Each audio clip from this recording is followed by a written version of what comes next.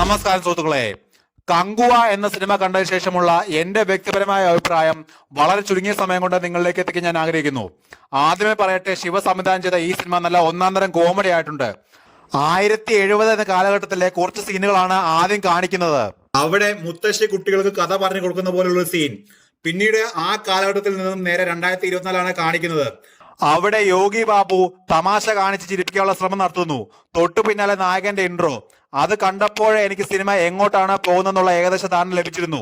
Cinema കാണാൻ വന്നിരിക്കുന്ന ആളുകളെ കളിയാക്കുന്ന വിധത്തിലുള്ള തെലുങ്ക് സിനിമകൾ പണ്ട് കണ്ടുകൊണ്ടിരുന്ന തരം ഒരു ഇൻട്രോ 2024 ഇങ്ങനെ ഒരു സീനിനെ പറ്റി ചിന്തിക്കാൻ പറ്റുന്നത് എങ്ങനെയെന്നാണ് ഞാൻ ചിന്തിച്ചുകൊണ്ടിരുന്നത്. ഒരു പക്ഷേ കൽക്കി സിനിമയിലെ പ്രഭാസിന്റെ ക്യാരക്ടറിനെ പോലെ അവതരിപ്പിക്കാൻ ശ്രമിച്ചതാകാം. പക്ഷെ ചീറ്റിപ്പോയി എന്ന് പറഞ്ഞാൽ മതി. യോഗി ബാബുവിന്റെ കോമഡി പ്രകടനങ്ങൾ എല്ലാം തന്നെ അസഹനീയമായിരുന്നു.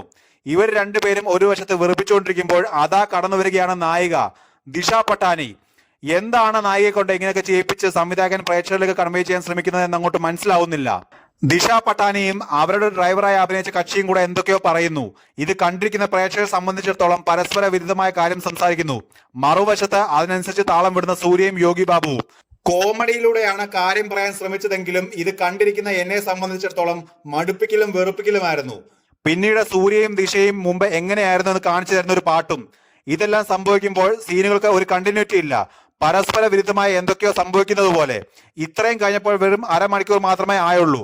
പക്ഷെ എനിക്ക് ഒരുപാട് സമയം ഇരുന്ന് കണ്ട പ്രതീതിയായിരുന്നു. സംവിധായകൻ എന്താണ് ഉദ്ദേശിക്കുന്നത്? രണ്ട് കാലഘട്ടത്തിൽ ഊന്നിയാണ് സിനിമ പ്രധാനമായും മുന്നോട്ട് പോകുന്നത്. ഈ രണ്ട് കാലഘട്ടങ്ങൾ തമ്മിൽ എങ്ങനെയാണ് ബന്ധിപ്പിക്കുന്നത്? ഇത് കാണുന്ന പ്രേക്ഷകന് മനസ്സിലാക്കുന്നതിൽ സ്ക്രിപ്റ്റ് അമ്പേ പരാജയമാണ്. ഒരേ ക്യാരക്ടർ തന്നെ പല കാലഘട്ടങ്ങളിൽ ഒരുപോലെ കാണിക്കുന്നു. അത് എങ്ങനെയാണ് അവിടെ വരുന്നത്? ഒന്നും മനസ്സിലാവുന്നില്ല. വില്ലന്മാരുടെ വില്ലനിസം മുഴുനീള കോമഡിയും കുറെ കഴിഞ്ഞപ്പോൾ അസഹനീയവുമായി മാറി. വില്ലന്മാർ ആരെയൊക്കെ കൊല്ലുന്നു, എന്താണ് അവർക്ക് ശത്രുത തോന്നാൻ കാരണം, ഇതൊന്നും സിനിമയിൽ വിവരിക്കുന്നില്ല. ആക്രമണം ഏറ്റുവാങ്ങുന്ന പലരും ഇമോഷണലി അഭിനയിക്കാൻ ശ്രമിക്കുന്നുണ്ട്, പക്ഷേ ഒന്നും തോന്നുന്നില്ല.